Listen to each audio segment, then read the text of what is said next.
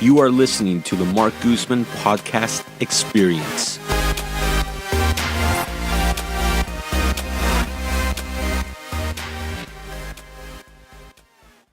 Before we get started, just a reminder that you can find all of my available rental properties on my website at marcguzman.com. If you own investment property, click on the Owner Services section to see our complete list of services. This episode is brought to you by Beneked Commercial Real Estate. There's more to building wealth in real estate than simply buying and holding. You need to have an entry and exit strategy. You need to know when to invest, have a plan to maximize return during the holding period, and have an exit strategy to sell and exchange the property into a bigger investment. This takes a set of highly qualified professionals to guide you from buying your first investment property to eventually upgrading to the 100-unit complex, providing wealth for you and your family. Brian Beneked and Davide Pio have over 35 years of combined experience specializing in helping families build wealth through real estate. They assist you in putting your investment on autopilot and will guide you along each exchange. Visit them at www.bcre.co. Again, that's www.bcre.co to give your future a jumpstart. After a busy day of meetings with Davide Pio, we get together to do a quick episode of Highest and Best to recap our day. Our day was full of meetings for new business, but on this episode, we touch on tips for brand new agents in the real estate industry, Prop 13, Prop 60, and Prop 90. We're live now? Like streaming live? Perfect. We're live. So don't pick my nose, got it. Yeah. Man, it feels like we've literally spent the whole day together. Oh, it's because we like each other. Well, I heard you have a secret crush on me. A little bit. It's not a secret, though. It's very obvious. So, David, thanks. This is what, their third time being on the show? I think so. Maybe my fourth. I'm pretty sure it's my third. Yeah. Third, fourth. Sam, you don't remember, do you? Something like that. Something like Third, that. You guys like me. Yeah. Enough to have you back. There you go. Being right down the hall definitely doesn't help. Exactly. Or definitely does help. The fun thing is, other people come here more than I do because I'm never in my office, and you've noticed this. Like, I come to pick up my mail once a month, and that's it. You know what? We should have had beer, too. We have extra beer. Dessert wine. We have wine. Is it dessert wine? No, not dessert wine. It's a white wine, though. It should be sweet. I'll sip on it. Sure. From the congressman, too. Congressman Mike Oh, yeah, Thompson. from Napa, yeah, His yeah. grapes, yeah. Yeah. Should we do wine? You want to do one? Let's That's wine? I'm gonna go grab it. Okay. You mind, Sam? Yeah. Our off-camera assistant. Yep. We'll get rolling here, talking a little bit. But, well, actually, let's start this episode off with talking a little bit about what we were doing today. One of the conversations we were having is really how people in management should be doing what we did today. And really, anyone in business should do what they're doing today. Yeah. So what we did today was we met with a commercial lender that I've used her for almost everything. And what's funny is and you know all these stories, but for the audience, I've put her up against, every couple of years I put her up against 2 or 3 lenders, and she just demolishes everybody. Rates, terms, service, everything under the sun. Her name's Nicole Case out of San Francisco. And she's just awesome. And then we met with her. That was one of the tripods. That's Oh, okay. We met with her to kind of see how we can help her clients, because the thing is, brokers and lenders a lot of times, thank you, Sam. Brokers and lenders a lot of times are like the point people, right? The way I explain it is we're kind of like the quarterbacks, and the best way I can describe it is, you know, even if the whole team sucks, people are always going to blame the quarterback, a little bit the coaches, but they always look at the quarterback. Oh, you know, so-and-so on the Raiders, so-and-so on the Niners, so-and-so on the Jets, whoever it may be. But, and that, I feel like that's how we are. If something goes wrong, we're the ultimate point of contact. Which explains, for the realtors listening a lot, you guys will all attest to this, why we get calls from, you know, inspectors, lenders, and everyone in between, because they know that we're usually the people that touch the clients the most. We're the ones that deal with them the most on a personal basis. By the way, cheers. Cheers. Sam, Cheers, sir? Cheers. Distance, all right. Not bad. Smooth. That's good. Mm-hmm. Sauvignon Blanc. What's the name? Bonterra? Bonterra. I rolled the R's. Bonterra. Bonterra. Yeah, so the grapes were from the vineyard of Mike Thompson. Yeah, I remember hearing Yeah. him on the thing. Yeah. So, but we're definitely the point people the most, and so it's us and lenders. So we went with Nicole, the lender, because she has a lot of times clients coming to her that are refinancing or purchasing or whatever, and they're asking her, hey, do you know inspectors, do you know property managers, you know these other sources, and it's by law you're supposed to give people 2-3 names, so to avoid liability, but here's what happens 9 times out of 10, especially in the commercial world, because commercial is a little different than residential. People are going to go, yeah, that's great, thanks for the 3 names. Now, who do you use the most, or who do you trust the most, or who do you have the most experience with? And you're not having a bias if you just say, this is the person I use the most that, more than half the people use, and they love him, or they love her, right? Or they do a great job. That's not being biased, it's just being honest. And that happens to me all the time. Whenever I have someone looking for a lender or an inspector, hey, here's 2-3 names, 99% of the time, well, who do you use the most? I use this person, and this is why. And they usually just kind of nod their head and say, okay, but I gave them the 3 sources, right? And wanted to meet with her because she's going to be a good source, because for her to have another tool in the sense of having a property management company that can help this person who most likely is going to have a full-time job doing whatever that's buying this investment property to take care and treat it like their own baby, like that helps her. So it's in her best interest to have a good property manager to refer out, as it will have me a good reference to refer out a good lender, things like that. So that's why we met with her. The second one was Stella out of San Francisco, and her mentee, I guess you call him, Ron, who's out of Santa Clara. And it was a similar thing. Now, they're real estate brokers, but they don't do management, right? And they probably have run into the same thing that I know Brian and I have run into a bunch of times. We sell this client a perfect deal on a silver platter. This is how it runs. It's 98% occupied. It runs like clockwork. You can raise the rent. You could do this, improve it, and make X amount of percent, X amount of money. And we give it to a property management company that will have done our research and everything. And then, 9 months later, how in the hell do you have a 20% vacancy and you have tenants that haven't paid rent in 6 months? And it happens. And then those same clients, and Brian and I have an example of this, where we had bad luck with 2 property managers in a row, and it wasn't the easiest property to run, but I mean, the client got super upset at us, and it was something that was out of our control because we weren't the ones doing the day-to-day operations of it. But now that it's up and running, it's running exactly like we said in our analysis, if not better. And, that's one of the reasons we meet with these people, is because for them, if they know they can sell someone a building and have the day-to-day meet or exceed their analysis and their projections, then all the better. And a lot of times it's, a relationship. Hey, I know you, I trust you, I know you're in good company, you seem to know your stuff. I know a lot of the loopholes and the shortcuts that you don't take and which ones you can, because they save everybody money and time. So that's why we started to meet with some of these people. Yeah, it's just crazy to me, like how many managers that are in the business that don't go out and market themselves or meet with commercial brokers or even real estate agents, because real estate agents will sell properties to investors all the time. Yeah. And I think a lot of it is education. Like, you and I have met with some people and know some people that manage 20 units, 30 units, and they're overwhelmed because it's their side gig and they miss out on all the laws. One of the ones you were talking about was the bed bug, which I'm pretty up to date on laws, but even I forgot that one. I was like, oh yeah, that's right. Everyone had to do the bed bug thing.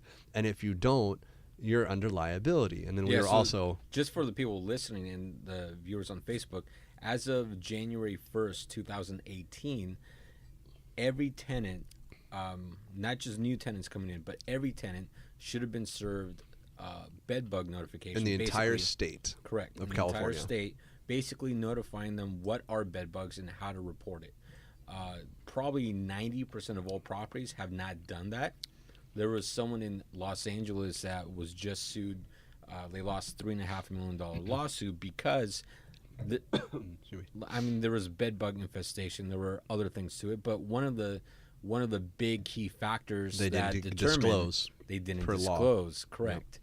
And so it's really important to have all that stuff dialed in. And I think most agents, they don't mind doing the day-to-day work because it's good, handful of residual income. You and I were talking about this. So if you're managing 20, 30, 40 properties. Yeah, it's not bad. And you're, you're working a little bit extra more than you want, but on those slow months in real estate, it's not that big a deal.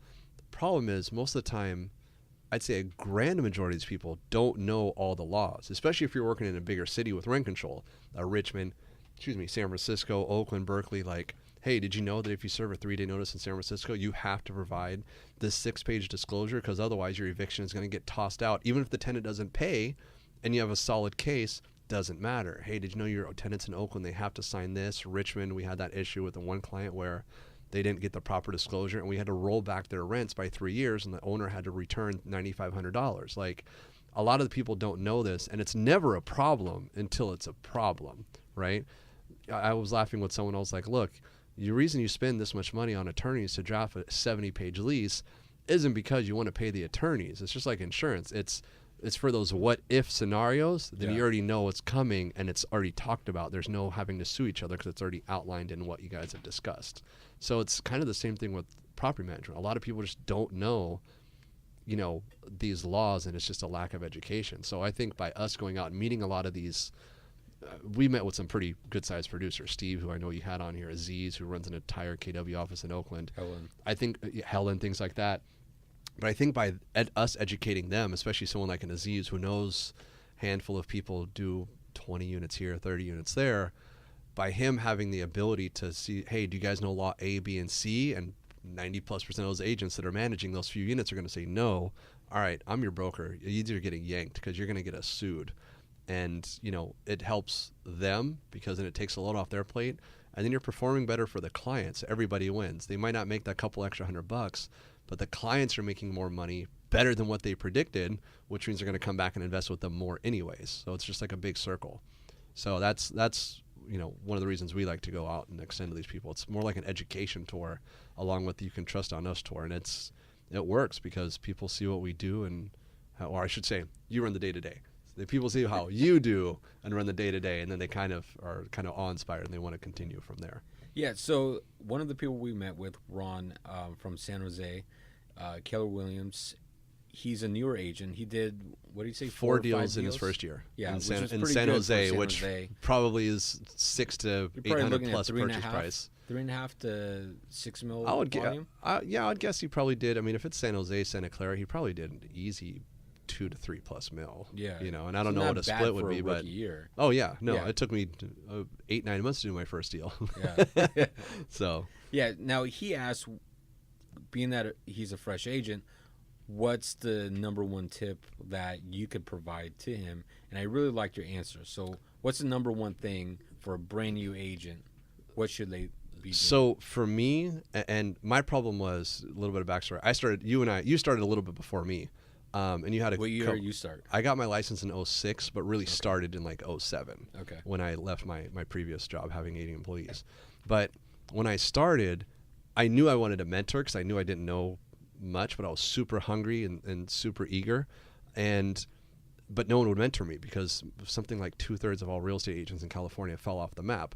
So I was sitting there trying to find someone to mentor me. And I'm like, hey, look, I even speak Spanish and everything. And everybody's like, yeah, I'm just trying to have a job and make my mortgage payment, So I was really trying to find someone. I couldn't. So I kind of had to go from scratch.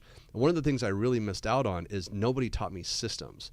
And to confess, I still to this day, my prospecting system sucks because I've never done cold calls, right? I have other systems to get business, and thankfully, as I explained, it's kind of like a snowball, especially in investment.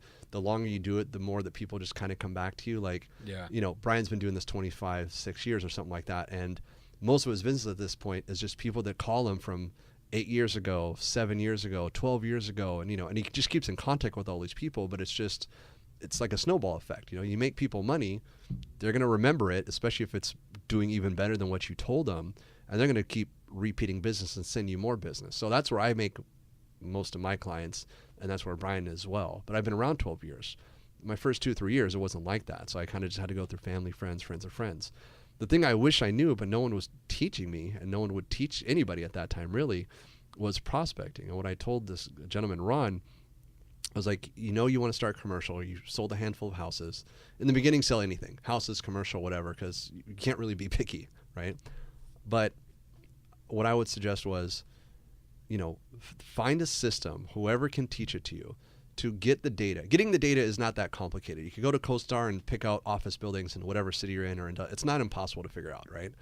It's getting a system to grab that data and put it onto whatever system you use. Most people use a CRM of some sort. top producer, Apto. There's a million of them out there, right? The one that I like is called Streak for Gmail. Which See, ties and I looked at that one, but Yeah. I don't use any Gmail, so I was like, oh, never mind that. And I actually did look at them, so I have to look at non-Gmail stuff, right? Because none Yeah. of my stuff runs in Gmail, and but that was one of my top 3, by the way.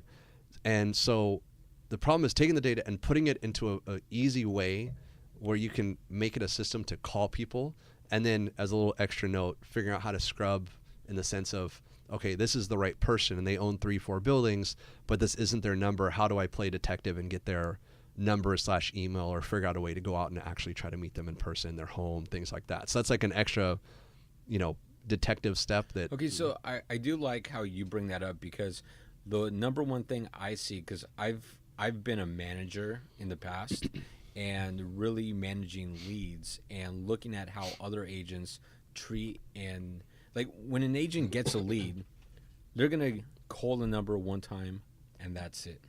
Right. Or they might send an email and that's it. And then that's it. There's no other additional follow-up. Right. But with phone calls, you have to follow up. I mean, you've done sales before. Of course. How many times do you have to call a phone number? I mean, if I'm doing a sale, it depends. First of all, cold lead. It depends on if it's a cold lead. I mean, you're shooting in the dark, so who knows, right? It's just a matter of getting to meet them in the door. Because once you're in the door, everything changes. There's a face to the name. You're not just a random name and number. But even a lot of these, if it's a cold lead and they show a little bit of interest, it's something like you got to follow up with them 4 to 6 times at least, and then kind of put them on some sort of a drip, regular touching. And it depends, what they're looking for.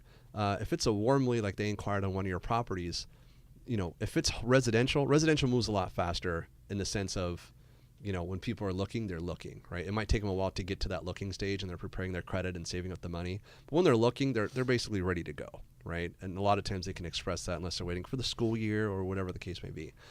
But when it's a completely cold lead, especially if it's something commercial related, I mean, I have active clients that have 500, 1.1, $3 million in cash ready to go now. And except for the exception of them doing a 1031, sometimes it takes a year plus to put these deals together, right? Because the matter of the fact that, I mean, they're much more tedious. They have a much more specific requirement.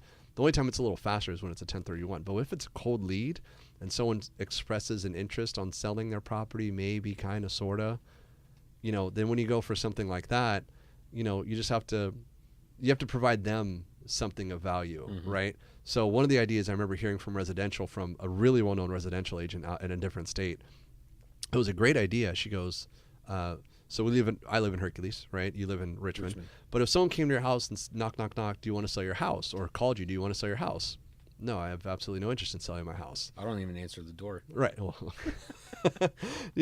but like, you're like, no, I'm indifferent to you. I don't care. But now if they go, hey, look, I'm an agent, I'll send you out a quarterly or every twice a year newsletter saying what your home is worth in the area. Well, I live in a pretty simple area, either a 3-bedroom or a 4-bedroom on my hill. And I'd be like, yeah, sure, throw me on your list.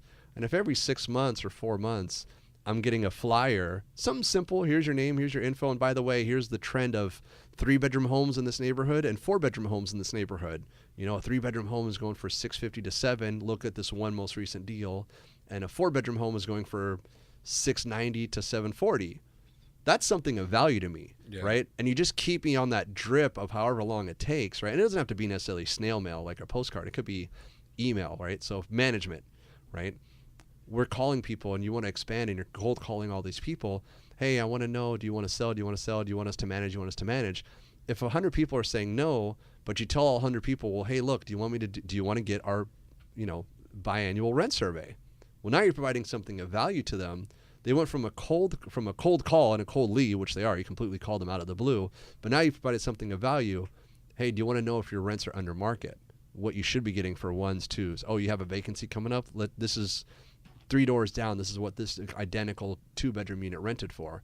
Well, now they might, and it's nothing bothering to them. Yeah, sure. Send me an email once every 4 to 6 months, right? And that's how you kind of turn a cold lead to at least something that can stay on your drip campaign. You just call them every once in a while if they really had at least some interest. maybe one day they're like, yeah, you know what? I learned a lot from you, blah, blah, blah. I mean, you've gotten business from your podcast. Yeah. You know, hey, I would want you to you can do this better than I can, because I didn't even know I was missing out on. I was going to rent it out for $1,000, and I found out you could rent it out for $1,500. You know what? Just take over. Now, do you use any other technique to track down a person if all you have is a phone number? And the reason why I ask is because, like, I would tell agents all the time, okay, you have a phone number. There's a lead that came in. You have a phone number. Track them down. We have the internet now. Many people list their phone number on Facebook or Google, on LinkedIn, various ways. So I could see even how emails. And this is where it gets tedious in the prospecting, right? So coming up with a system. If I'm a residential agent, I don't know if I want to track down cold leads and all this kind of stuff, right? Because that's difficult. You're just basically sending mass marketing to their homes, or you're door knocking. You might as well just go do that without doing the research. In commercial, oh, hey, my client wants a building in this vicinity. You pull up a list of the owners, and you could actually, obviously, they're apartment buildings, right? Because that's most of what I do. Well, all right, they don't live on the apartment building. Where is the LLC, right? So you have to do a little bit of detective work. Mm-hmm. All right, it's owned by, ABC LLC, who's registered to person A with person B. Where are their home addresses? And you have to go and look. So you're doing a lot more research to go find that person's house. And a lot of times what you see is a person might own 3-4 homes plus a handful of investment properties, a few apartments, fourplexes, stuff like that. And you basically just have to research and see what's the most common mailing address. And most of the time you can narrow it down 4 out of 5 times that way. And you just literally just go there and you just knock on the door. I actually did it not that long ago when my client was trying to invest nearby Nickel Avenue. And there was one property, they were really trying to go after it. And we found the address, and I knocked on the guy's house, and the gardener plus the neighbor were like, hey, can we help you? I was like, yeah, I'm looking for Mr. So-and-so. Oh, I'm Mr. So-and-so. He was outside with his gardener, his landscaper, and I was like, oh, so this is random, but hey, I'm an agent. That's why I'm contacting you. And I mean, guy had work?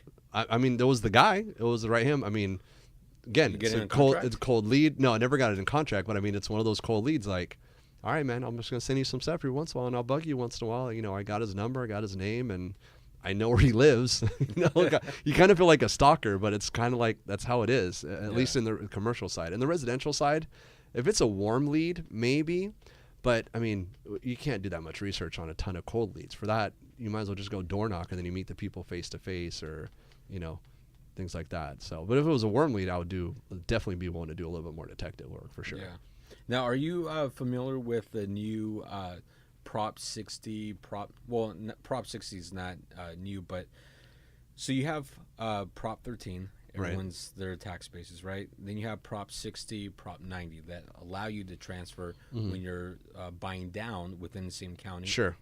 You you have to be over like 55 Correct. or 60, something like that. Yes. Yeah. Prop 90, you can take it to any other county. They're making it statewide instead of just a handful. Exactly. So the new CAR initiative is that they want to take that statewide, and you could buy up, you could buy down. Right. In your opinion, and I don't know if you've had a lot of time really looking at I've looked at it. Perfect. In your opinion, is this good? Is it bad? Or is it, hey, it's just something else? I think the one thing it will create is it will definitely create, CAR, NAR, their whole thing is they're a forum for realtors / home ownership. Will it create more movement? Yes. Will it necessarily be good or bad? I think it'll be slightly net. I mean, it does, if someone's living in I was hearing the story about a gentleman that bought a house for like $150,000 somewhere in Marin, lived in whatever state it was for a couple years, and they just rented it out and moved back because they couldn't afford to move anywhere else. They were wealthy. I mean, their home's worth $3-4 million. They could easily sell it and go buy wherever.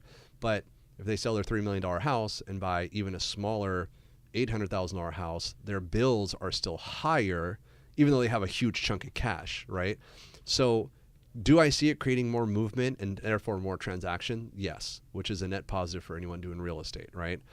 Does it help necessarily the housing issue? I mean, maybe, but not so much. I don't see the big net benefit. I think in some instances it will, maybe have someone that moves out of that really nice 4-bedroom that's $800,000 and they move to a smaller condo somewhere else, and now a growing family or something can buy that $800,000 place. I think there is some of that, but then you're also going to have the inverse, I think, where people go, oh, I could take this tax base and buy something larger or buy something the same size or buy the neighbor's more updated house, whatever. So I think there's going to be a lot of more lateral movement than there is going to be people downsizing or upside. I think it's going to be almost a wash. I think it definitely will create more movement, which is good if you're doing real estate or an escrow company or an inspector. They estimate it's like an extra 45,000 transactions. Yeah, I just don't think that that's going to necessarily translate to more money for the county/city. I don't see how that would. I mean, because the whole thing that they were trying to sell it as on the ballot measure is no, it helps the state make more money or the counties make more money. I don't. Maybe a little bit, but I don't think it's going to make the state or city. Or excuse me, the state or county a lot more tax revenue. It's definitely going to create more transactions. I could definitely see that because now you can move even laterally, up, down.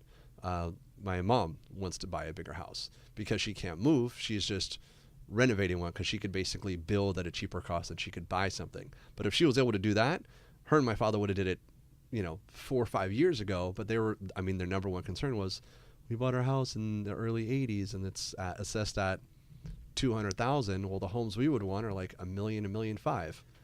There's doesn't make sense for them to move, right? Just for the taxes alone. So if this would pass, they would then be able to make that move. They would have been able to so they're building instead, but they would have been able to basically make an upgrade, right? As I'm sure there are going to be people that would want to downgrade, right? But then I would also think there's a lot of lateral movement as well. Hey, we had a really nice 4-bedroom house for $1 million or $800,000. Well, let's just get a super nice with a bigger yard 2-bedroom house. It's just in a better area or closer to the city or closer to our kids who live in LA, wherever they may be, that has a better view or something like that. So I don't see I think their prices would still stay the same, give or take. I don't see it's not like every elderly person wants to downsize and live into a small 1-bedroom condo. Yeah. Right. It's just not the case. Some, yeah. But then you also have other elderly people. They're like, well, I make more money. I just like my taxes. I want to buy a gigantic mansion now or a little McMansion.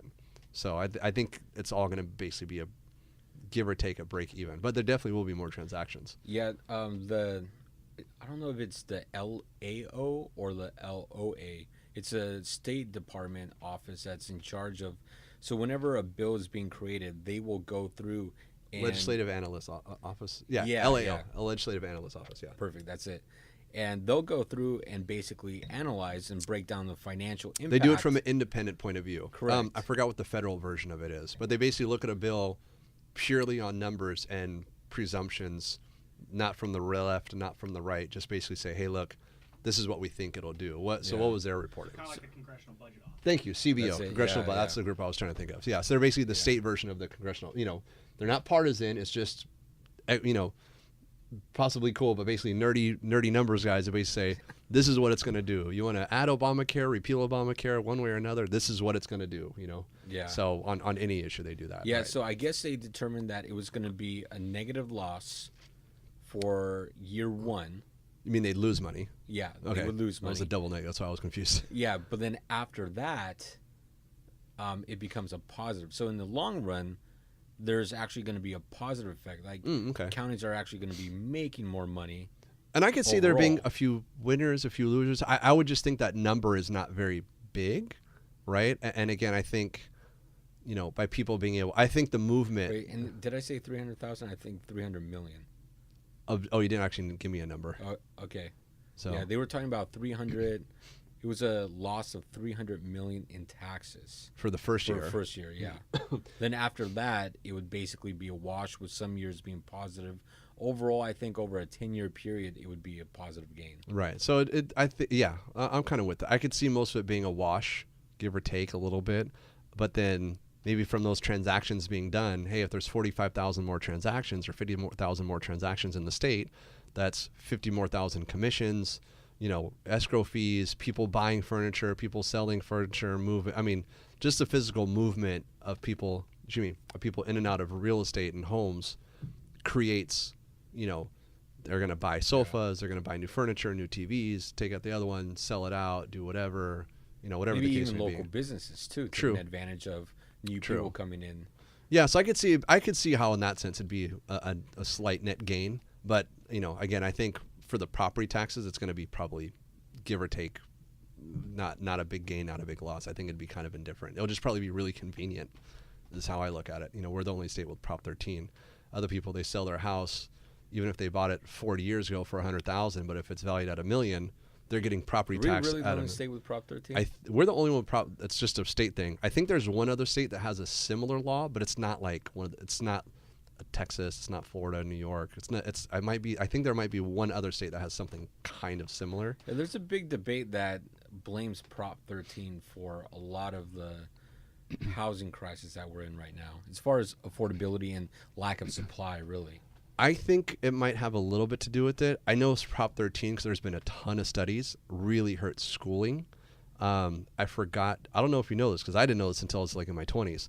College was free in California until the 80s. Really? Yeah. Oh, see, look. I didn't know that. Yeah, state colleges were free. I don't know what they covered. I know they covered tuition. I don't know if they covered books and all that other stuff, but college was free until the 80s when Prop 13 passed. Now, I don't know the timing of it, but it was around the same time that Prop 13 passed it. They had something, I remember reading a study, and again, this was forever ago, so I'm not prepared, but it was something like after Prop 13 passed, schools lost something like a third of their income, and the counties and cities had to scramble to find the money, right? So I think there's other issues that have created the housing, shortage, the housing crunch. I think Prop 13 probably has a small amount. Prop 13 is great. Prop 13 is the way I describe it to all my clients that don't understand how it works, especially my out-of-state clients. It's rent control for property taxes, right? The longer you stay in a property or own a property and have hold of it, and the more it's gone up, the better it is to your advantage, right? So if you're a tenant and you rented a 3-bedroom great place in San Francisco built in 1975 for $1,000, okay, now you're probably paying $1,500, whereas it really should be renting for $6,000. You're never going to leave. You're incentivized to never leave. Kind of the same thing with Prop 13. You're incentivized to never sell, going back to, I would love to sell my house and buy something else, but I can't because of my taxes and things like that. But I don't think it really created a big slowdown in the development and the issue on housing. I think there's a million more reasons for that. Prop 13 is probably very minuscule, but schools got affected a lot. That I'm quite well aware of. That's a trip. I didn't know state colleges. Can you imagine going to UC Berkeley as a local, Californian for free? God, that's insane. I mean, I wouldn't have gotten in either way, but it's still a nice thought to know. How much is UC Berkeley now? It's got to be. It depends 14, if you're local or international. I think international A students. I want to say international students pay something like $30,000 a year if you're international. Now the schools are incentivized to take international because if you're from the state, you pay. I'm going to make these numbers up. You pay $10,000 a year tuition. If you're from the U.S. but out of state, you pay $20,000 in tuition. 20, yeah. But if you're from international, you pay like quadruple. You basically pay $40,000, right? So it's crazy. That's the problem I ran into when I was applying for colleges, because they were just hitting that huge crunch, just like 2010, 2011. Yeah, where they needed money, they were period. really starting to feel the budget cuts, and it was pretty much the thing that if you're in state and want to go to a UC, you better have like a 4.9 GPA. Yeah, because you have to say the inside of one of those places. Yep. Yeah, it's definitely way more when you're out. Yeah, school system is. You went to Miami, so how was the school there? Fun. That's a private school, so it's its own. It was fun. It was its own form of expensive. Yeah. Alcohol. Oh. A little bit. Drink out of the plastic bottle. That's how you save money. Lots of Franzia. Oh my God, Franzia. Hey, Franzia is supposed to be a really good wine now. I have no idea what Franzia is. That's a box wine. Let me know when you have Wolf vodka out of a gallon handle that's plastic. How's that compared to Gordon? I don't know, but all of us threw up when we went to Mexico. But it was like a solid $3.99. So $3.99 for a gallon handle of vodka back when we were 17, 18 in Mexico. Jesus. Yeah, no, the box wine like Franzia, they're like the biggest box wine, but apparently that brand's gotten a lot better the last probably decade. I heard that. I had two of my roommates drink a lot of wine, and one of them in particular loves box wine. Miles, who you aware of, yeah. And he brought over. It wasn't a date, but it was one of his funeral He's friends. A reggae listener.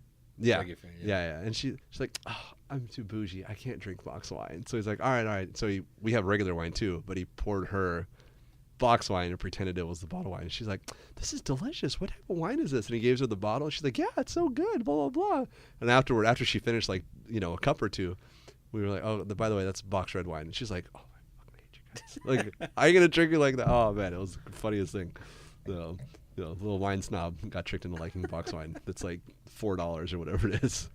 Yeah, no, there's a wine I just tried, and I wish I can remember the name. It was like $8. Kim found it at the grocery store. It was so fucking delicious. Like, it was so good.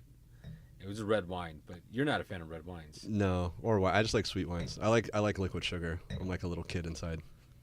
Like, I'll drink a little You bit should of try wine. those that ice wine. Oh yeah, no, I have. How do you like that? It's delicious. Red wine or ice wine, Moscato, all that stuff. I love it all. So, I mean, there's ones I prefer over others, but oh yeah. Like Peju, Robert Mondavi, those are probably my 2 favorite dessert wine companies. Yeah. So, I've tried quite a bunch every time I do the tours. And then Helica, the one from Oh, excuse me, is that from Visa Visa Tui. Tui? Yeah. Yep. That with their crack avocado cheese dip. Oh, can't. Yeah, so if you mix that one along with, they have another dessert wine that's kind of like a reddish type of wine. And if you mix the two, it creates a completely different flavor. Oh, nice. Yeah. Yeah, it's always interesting how they do that. I did a chocolate tour once at Robert Mondavi, and you have to schedule. This was years ago. And they basically had the same wine with different types of chocolates, and they kind of told us what we were going to experience. And it was crazy just by putting a little piece of chocolate in your mouth and letting the wine sit. It was pretty cool to see Yeah. how it's intricate like that. Go do the winemaker course at Visa Tui, because you sit down, you have pure wine like Merlot, Cab, and all the different grapes. You've right? been a bunch of different spots that I haven't been, and I remember I've mentioned, asked you a bunch of times when I've had to go out there with friends from out of the area and stuff like that. Like, hey, Mark, what's some good wineries? I've been to these 10. Give me some more, and you would always give me a list. So I know you know wineries a lot better than I do. So Yeah, but go to Visa Tui. They have a great class, and so they line it, and it's like maybe 125, 150. But like, you get your money's worth, because right. they give you the wine, and then you get to make different blends and see how it all fits together. But they're just constantly bringing wine after wine. Yeah, and you just get refilling. drunk halfway down. Yeah, you're just drunk by the time. Oh yeah, you got to get a limo when you go out to Napa, or stay the night in Napa, because unless The you got a problem, though, DD. is when you leave, they walk you right into the members only section where you can do more wine tasting or buy wine. And so they're trying to sell They need to do that, but with shots somewhere, because that would be like a tequila place. That'd be. I wonder if they have that stuff like in So Mexico. Mare Island, they're building out Wet Row. Okay. They have 2 brewing companies, a winery and a distillery. And my understanding is that they're going to put in, I think, another winery, another brewing company, and another distillery. And so I want to see someone do like a tequila tour, and just everyone's gonna walk out like just completely smashed. Like taxis on the go, Ubers on the go. Like, you It's just gonna doing a be Vallejo. tequila tasting. Like, It's gonna that would be be. Mare Island. I need to go to Mexico and do tequila tastings at like Don Julio place and all that kind of stuff. Yeah, you know Sam Cabrera? Yeah, Sammy. Yeah, Sammy. Yeah, Sammy yeah. Sosa. Yeah. Yeah, he was telling me to go to Mexico because I guess where he's from, right nearby is where they have all the tequila tastings. Nice. See, I And gotta do so that. he's like, dude, it's amazing. And they just like, it's so cheap, and they just get you hammered tasting all kinds of different tequilas. And the tequilas are way different. Like, when you have authentic Mexican tequila, it's so different than what you buy up Well, here. if I'm not mistaken, all tequila has to be from agave plants, which are all only legally grown in Mexico. Correct, but there's also a process on how they make it too. Oh, right. Right, it's like Raw making- versus later on. Yeah. Yeah, it's like making wine. You can make cheap versions, Sure. very marketable versions, Right. and then you have the very, the very unique, something for the connoisseurs, like where there's a lot of art to it, a lot of form, and a lot of taste to it. So I've been to France twice, and the second time I went with some friends, and we were short one day. Otherwise, we were going to do it because we had to go somewhere else. But we almost went to the Champagne region and to go to the Moet spot, the Moet not brewery, the Moet winery, right? And then wherever else we could. And we're like, oh man, because we were going the opposite way, and by the time to come back, we just didn't have. If we had like another 2-3 days, we would have did it for sure. But I'm like, okay, I'm not even a big fan of France, but next time I go, gonna have to do that. Like, that's gonna get 2-3 days set aside for sure. Yeah, like I guess Champagne and Bordeaux is not legit Champagne or Bordeaux unless Unless it it's comes from that region. Yep. Yeah. Otherwise, it's what do they call it in Italy? Otherwise, it's sparkling wine, but Italy, Muscat. No, not Muscat. Prosecco? No, what do you call sparkling wine? It's made in Italy. Sparkling wine in Italy, I don't know. I want to say Prosecco. It's not the word. I'd have to Google it. But anyways, then you could call it, that thing because it's from that area of Italy, things like that. So Yeah. it's always fun. Yeah, cool. So, I think we're just gonna cut off the podcast there. I've got some work. Prosecco. Prosecco. Okay, that was close. All right. Okay. It wasn't that far off. Yeah. So we'll cut off the podcast there. I've got some work to catch up on because we've been literally out all day. We left at 9:30 and we just got back 20 minutes before we knocking sat out down. this podcast really quick, and we're gonna finish up the wine though. But thanks for being on My pleasure, dude. third, fourth episode of the podcast. Whatever one it is. Yeah. For sure. I'll see you again in 4 days. No, I'm 4 sure. days. Yeah. All right. Thanks, Mark. Thank you so much for listening to the podcast. Thank you to our producer, Sam Lubman. Please subscribe, like, comment, and share the podcast. Remember, you can listen to the podcast on iTunes, Podbean, iHeartRadio, Google Play, SoundCloud, and anywhere else you listen to podcasts. For more information on my business as a property manager and real estate team, go visit my website at markguzman.com. I really want to thank all of you for listening. It means the world to me, and I hope today's episode provides you value in your day-to-day life. I created this podcast to help showcase the many great people that live in this world and help share some knowledge that I've learned along the way in life. Again, thank you for listening. Check out our sponsors, and I'll catch you on the next episode.